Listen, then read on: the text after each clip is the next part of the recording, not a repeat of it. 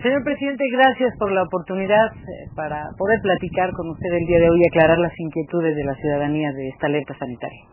Al contrario, Adriana, déjame agradecerle a toda la gente que ha estado generando preguntas y con ello ayudándonos a resolver problemas de información que tenían muchos mexicanos. Yo también he seguido con interés en la medida de mis posibilidades los programas que tanto tú como otros comunicadores han realizado permanentemente en estos días a partir del 23 y 24 de abril, cuando se declara este estado de emergencia, y me ha parecido una labor muy profesional. Yo la verdad quiero aprovechar para felicitar a la gente por la enorme responsabilidad con la que se ha conducido, por seguirnos en las medidas preventivas que hemos dispuesto o recomendado, en particular el secretario de Salud.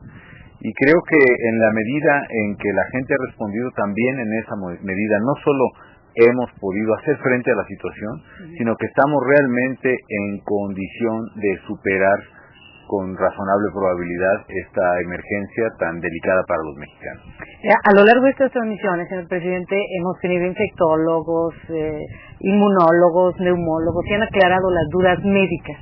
Pero han surgido otras, que las tengo muy presentes en tantas horas de transmisión, han surgido otras como, por ejemplo, y que también han aparecido a través de los medios impresos. Una de ellas es, México respondió tarde, México ignoró la alerta sanitaria, no actuó con la prontitud que debió haber sido.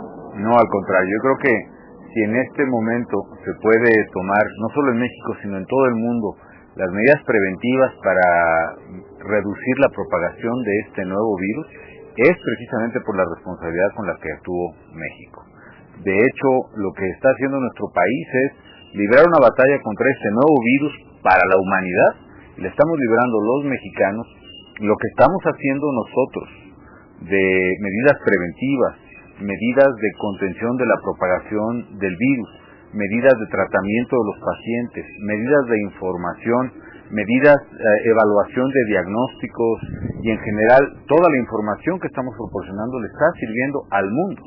Si México no hubiera actuado como hemos actuado ahora, probablemente en este momento el virus ni se conocería, o bien se estarían tratando muchos casos de este virus de influenza H1N1 como si fuera otro tipo de epidemia, otro tipo de enfermedad, y seguirían generándose muertes, quizá en todo el mundo, por no estarse tratando como debe de ser un virus que hasta hace poco no se conocía. Este virus yo creo que en buena parte se conoce precisamente porque México actuó siguiendo rigurosamente los protocolos de la Organización Mundial de la Salud. El mundo estuvo en toda oportunidad de tomar las medidas preventivas a tiempo para evitar la propagación o minimizar el contagio en sus respectivos países, de colocar los antivirales y las medicinas en los hospitales, de prevenir a sus médicos, de prestar especial atención a los pacientes, en fin. Todo eso es posible porque México tiene un sistema epidemiológico que concuerda con el de la Organización Mundial de la Salud. Y específicamente, déjame decirte varias cosas. Primero, la alerta epidemiológica como tal no es que la notifiquen a México. México lanza la alerta epidemiológica al mundo y a sus propios hospitales desde el 16 de abril. ¿Cuándo? Cuando empezamos a detectar o empieza a detectar el sector salud que hay casos de influenza que son raros tanto por la época del año que se presentan, ya una vez terminado el invierno, que terminó el 21 de marzo, como por la población relativamente joven y que se considera de menor riesgo, y eso lo notifica tanto a la Organización Mundial de la Salud como a todo el mundo. Hay varias peticiones de información en un intercambio muy fluido y continuo de correspondencia, de correos electrónicos entre la Secretaría de Salud de México y la Organización Mundial de la Salud a través de la Organización Panamericana de la Salud, que es a donde tiene que adscribirse esto. Incluso por ahí del día 11 de abril, en esta comunicación, la Organización Mundial le pide a México información sobre ciertos casos que se han detectado, que la propia Secretaría de Salud le había informado. La Secretaría de Salud contesta el propio 12 de abril y un día después la Organización Mundial de la Salud responde diciendo que agradece el informe enviado por México y coincide en la evaluación del riesgo realizado por nuestro país. Tiempo después, ya en la semana donde tuvimos conocimiento, por ahí del 20 o 21, se notifica a México y al mundo que fue descubierto un virus nuevo en California, presentado por 2 niños, primos entre sí, que son portadores de un virus distinto y desconocido. Con esa alerta que a su vez nos dan de California, la propia Secretaría de Salud envía más muestras. De hecho había enviado ya muestras específicas tanto a Canadá como a Estados Unidos, y el día 23 por la tarde se le notifica a México que ese virus está presente en nuestro país. Ese mismo día, en la tarde-noche, se decretan las medidas de suspensión de clases, de reducción de actividades, entre otras, de manera tal que la respuesta de México fue inmediata en cuanto supimos de la existencia de este nuevo virus, y siguiendo todos los protocolos de la Organización Mundial de la Salud. Déjame darte nada más un detalle. La alerta epidemiológica, es decir, el primer aviso que da la Secretaría de Salud es el 16 de abril. Este aviso tiene por objeto revisar si hay más casos. Y de hecho ese fin de semana se hace un recorrido en todos los hospitales para ver si hay más casos de neumonía atípica, como se llama. Y es cuando se empiezan a dar más reportes. Y la emergencia epidemiológica, que la damos el 23 de abril por la noche a través de un mensaje del doctor Córdoba, el secretario de Salud, la damos inmediatamente que sabemos del caso. Te doy este dato porque, por ejemplo, Estados Unidos, que incluso había registrado 2 días antes ya el primer caso de nuevo virus en el mundo en los niños de California, no declara su emergencia epidemiológica sino hasta el domingo siguiente. De manera tal que México actuó con oportunidad y está actuando correctamente. Y luego, por otro lado, señor presidente, suena contradictorio, pero así como hay quienes dicen que si México actuó no con oportunidad, ya nos lo ha aclarado usted, luego también hay quienes opinan, de las llamadas que recibimos del auditorio, que si se está sobrereaccionando, que si son exageradas las medidas que se están tomando. Yo creo que son apenas las medidas prudentes para evitar el contagio. Lo que ocurre, Adriana, es que a mí me parece que siendo un país donde el virus probablemente estuvo actuando sin que pudiéramos saberlo, porque era desconocido, insisto, en el mundo. Este es un virus totalmente nuevo en el mundo, por eso ha impactado tanto la opinión pública internacional. Siendo el país que recibe con más severidad la afectación del virus, hemos actuado, sí, de manera categórica, enérgica, y hemos actuado bien. Y precisamente porque las medidas han sido las correctas, hemos podido detener, o por lo menos reducir la velocidad de propagación del virus, que es clave para poder combatir la epidemia.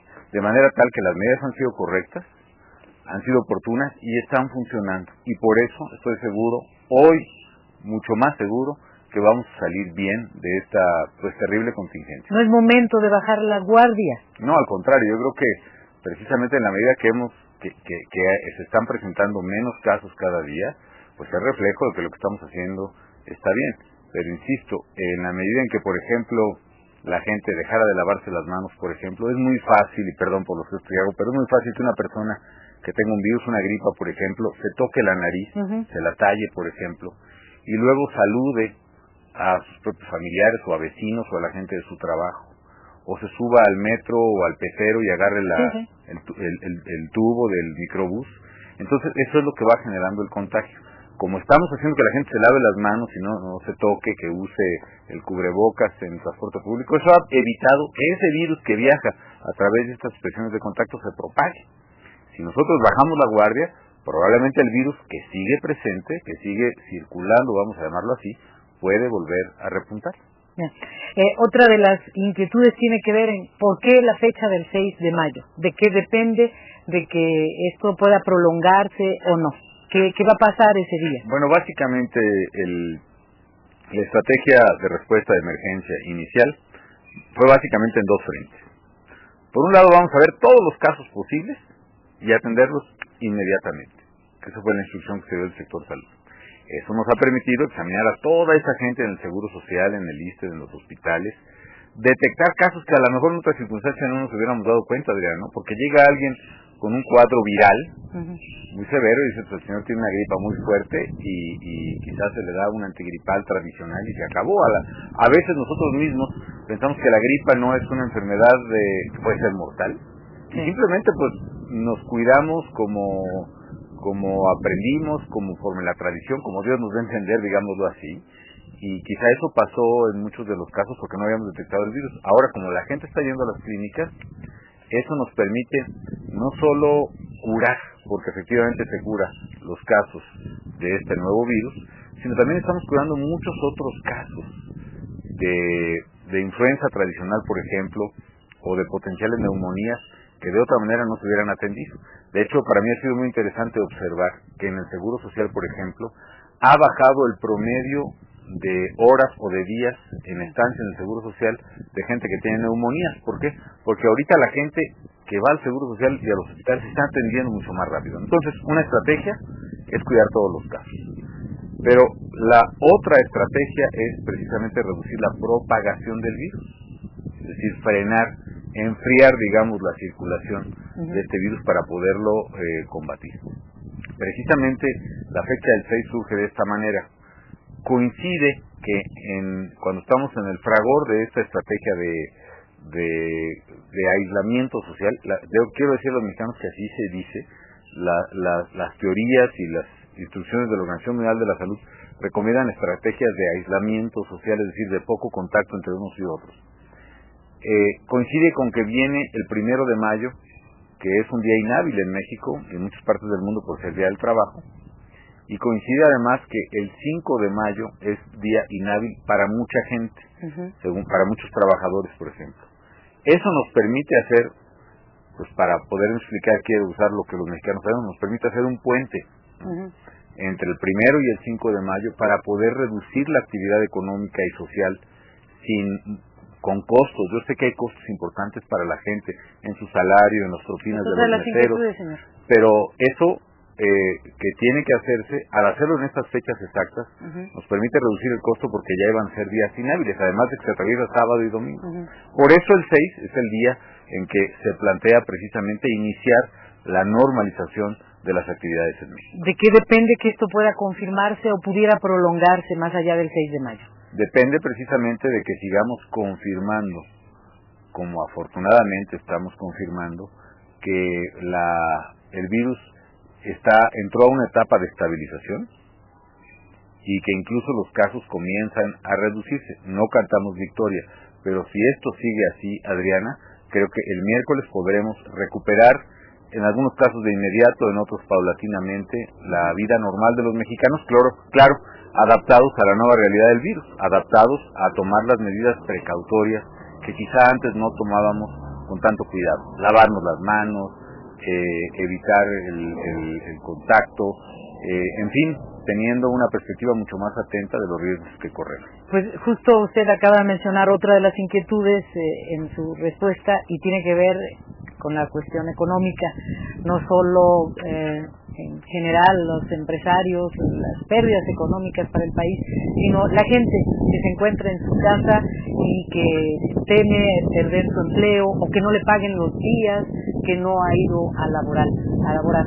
Sobre eso pues hay una gran inquietud de la ciudadanía. Sí, lo sé, pero lo que se ha dispuesto por el secretario de Salud en uso de sus facultades es que estos días se consideren para todo efecto práctico inhábiles, como si fueran días de asueto, como es el 1 de mayo mismo, por ejemplo. Y para los trabajadores, la propia Secretaría del Trabajo, la Procuraduría de la Defensa del Trabajador, saben que incluso en el marco de la ley laboral, estas faltas son por causas no imputables al trabajador. Pero más allá de ver el rigorismo legal, Adriana, yo percibo que ha habido una gran comprensión de todos, de los trabajadores, de los sindicatos y los empresarios, y que ahora estamos en una contingencia que si no actuamos todos corresponsablemente, solidariamente, el daño a la actividad nacional, a la actividad económica entre ellas sería mucho, mucho mayor. ¿Se tiene un estimado en materia económica de las pérdidas que esto pudiera representar, lo que estamos viviendo? Es muy temprano para hacerlo. Sí, evidentemente vamos a tener pérdidas, esa es la verdad. Esa es la verdad porque, insisto, hay gente que, pues las fábricas dejan de producir, por lo menos las que son de sus actividades no esenciales. Los trabajadores dejan tener ingresos, por ejemplo, los meseros que viven de su propina, muchos vendedores, en fin. Pero mira, Adriana, nada vale tanto como la salud. es que si no parábamos esta epidemia, porque así se conoce técnicamente esta epidemia, ahora, después los daños a la salud iban a ser inmensos, colosales, con una repercusión económica todavía mayor. Y aquí hay un dato en el que ha insistido el secretario de Hacienda, por ejemplo.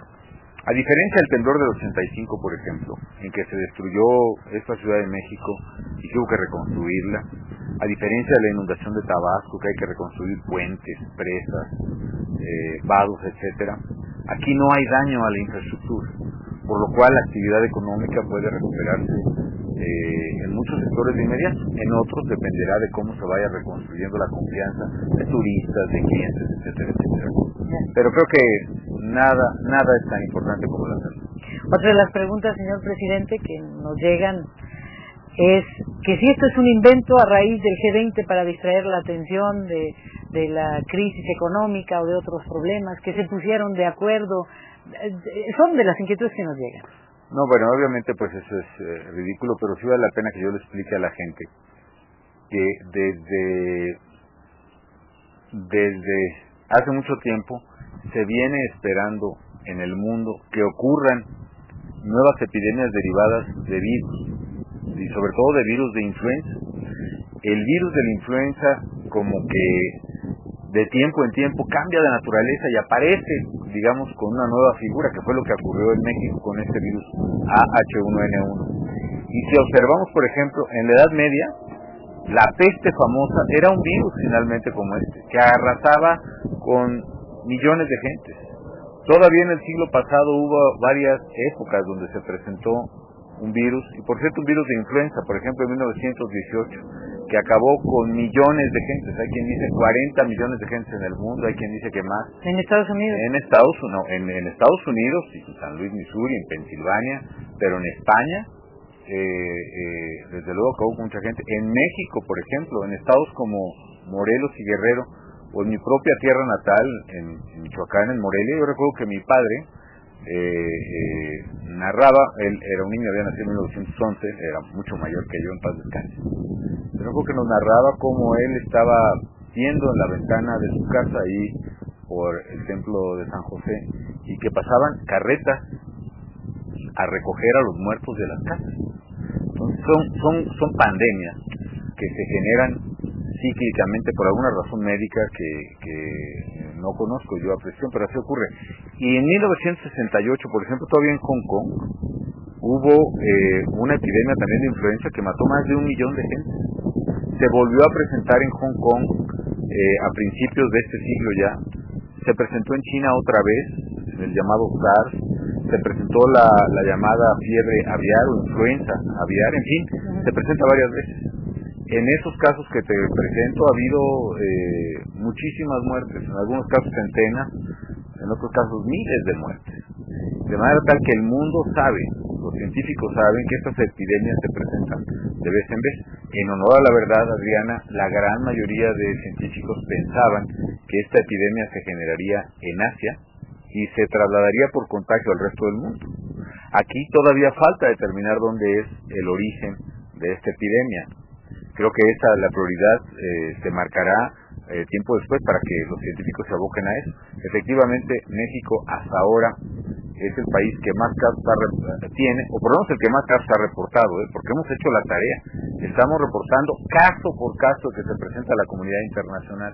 Puede haber muchos países, como ha ocurrido, no digo nombres, pero en el pasado, que al sufrir la epidemia y para no desprestigiarse como país o perder turismo, prefirieron callarse.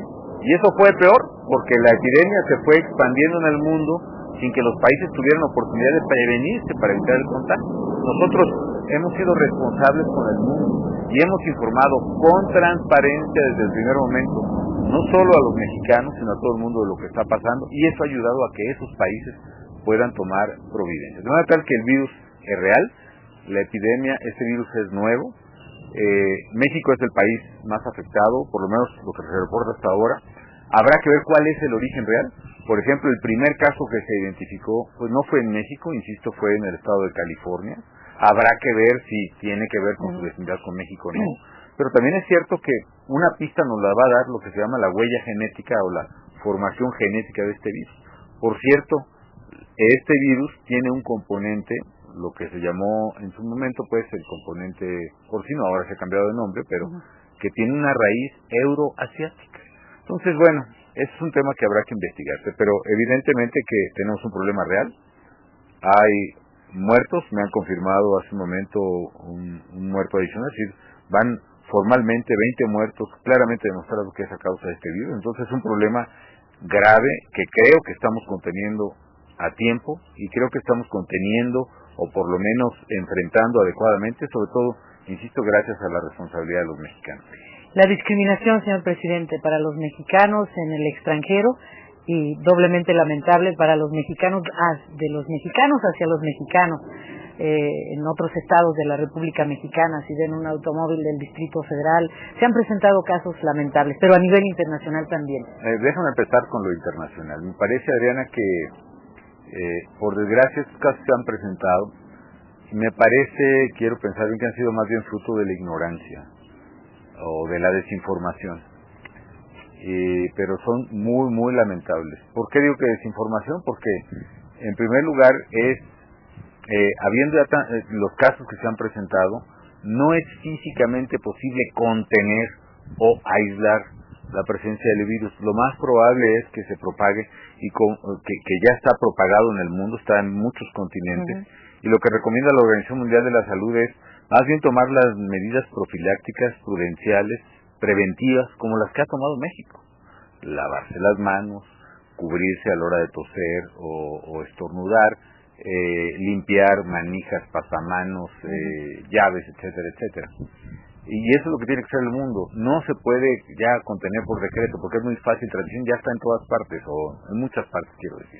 Entonces, por una parte, desinformación o ignorancia, y segundo, realmente yo hago un llamado a no solo a exigir el respeto a los mexicanos, sino también decirles a los países que México ha sido transparente, que México, en lugar de recurrir, como han hecho otros países, a ocultar su información, desde el primer momento dijo: señores, tenemos este problema, y de acuerdo con la Organización Mundial de la Salud notificamos al mundo nuestra alerta epidemiológica desde el día 16 y corroboramos la emergencia desde el día 23. Y me parece injusto que a raíz de que hemos sido honestos y transparentes con el mundo, haya algunos países o lugares que, insisto, por desinformación e ignorancia, tomen medidas de represión o de discriminación, porque la verdad son discriminación contra los mexicanos. No faltará quien haya agarrado este pretexto para también agredir, así sea verbalmente, a los mexicanos. Ahora, yo le digo al mundo que en México estamos librando una batalla, Adriana, no solo para defender a los mexicanos.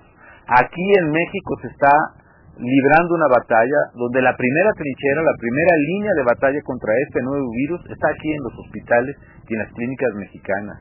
Y estamos librando esa batalla, la estamos librando bien, y sé que vamos a ganar esa batalla, es decir, estamos demostrando que la medicina funciona, la estamos aplicando adecuadamente, estamos reduciendo los casos de mortalidad que no se han presentado desde el día 28, incluso este que te comento, se trata de una persona fallecida antes, pero que el registro no se pudo confirmar hasta que salió la prueba de laboratorio.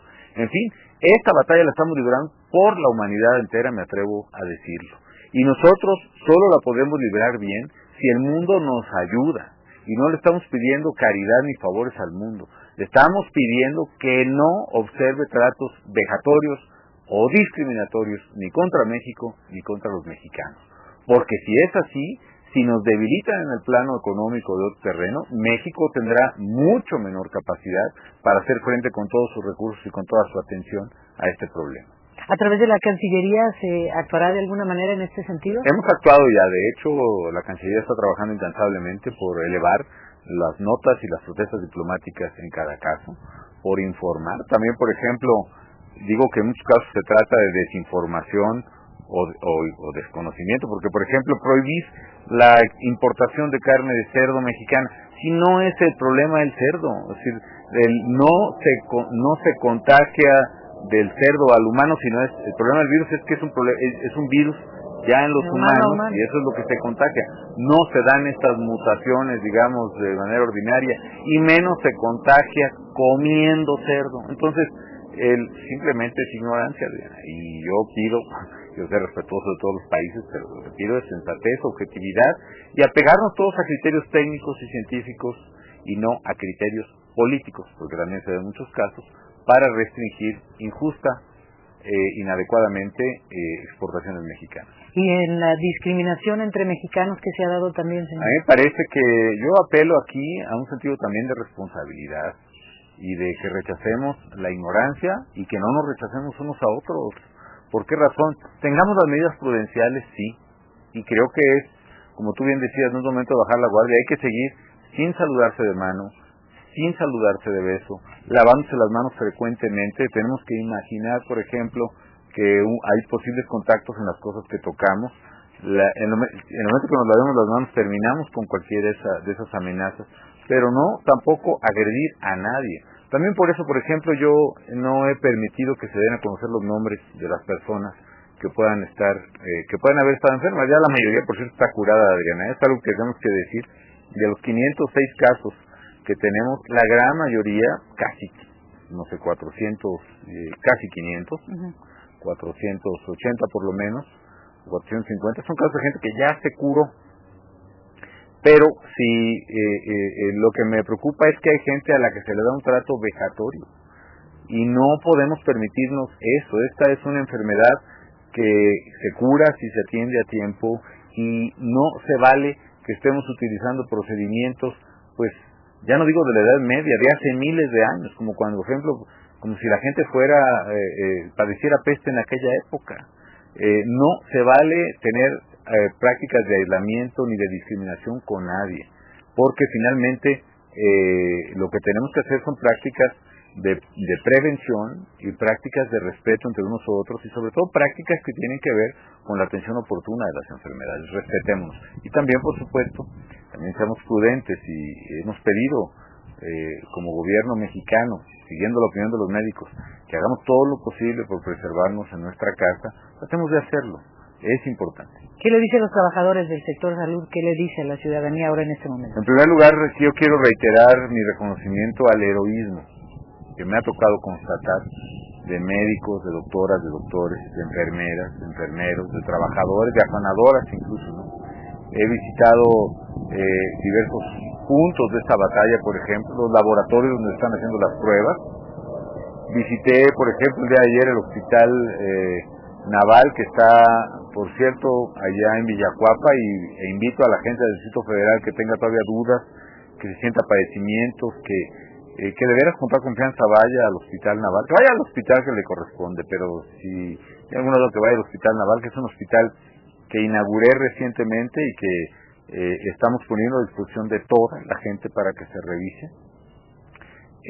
Y puedo constatar en las visitas que hago que esos doctores, esas enfermeras están verdaderamente haciendo su trabajo con un gran esfuerzo, sin escatimar horas ni días. Yo lo que les digo es que aliento y respeto su trabajo, que merecen el reconocimiento de todos los mexicanos, que aplaudo lo que están haciendo y pido a todos que apoyemos y ayudemos a nuestros doctores y a nuestras enfermeras. Que también he tomado nota de las quejas que en un principio se planteaban por la falta de equipo, y lo que hemos hecho es canalizar directamente toda ayuda que recibimos a esos hospitales y clínicas. Hay que llevarles gogles, guantes, batas, tapabocas, cubrebocas, los normales que usamos todos, de pellón, ¿no? Que son estos azules, ¿no? O que por cierto yo creo que he escuchado en los programas de ustedes que se pueden hacer en casa. Yo creo que no es mala idea, sobre todo ahora que estamos todos con las familias, y sé que es una situación muy tensa de repente con los niños todo el día ahí, etcétera. Pues una actividad que puede hacerse también es hacer cubrebocas de pellón, o como se conoce entre la gente. Creo que es importante hablar con claridad, Adriana, de tela yes, ¿no? Ponerle al pellón o tela yes elástico y poder hacer cubrebocas caseros, que nos permitan pues tenerlos en caso de que la familia los necesite, o hacerlos de tela, de una camiseta que ya no se use, en fin, de algodón, se pueden hacer perfectamente. Este no es un momento de reflexión, señor presidente, para pensar en mayor apoyo e inversión en materia científica en nuestro país. Totalmente, claro que sí. Y de hecho, una de las cosas que tenemos que hacer es redoblar el esfuerzo en materia de salud. Te voy a decir una cosa, Adriana. Desde que yo entré a la presidencia, el presupuesto de la Secretaría de Salud se ha casi duplicado.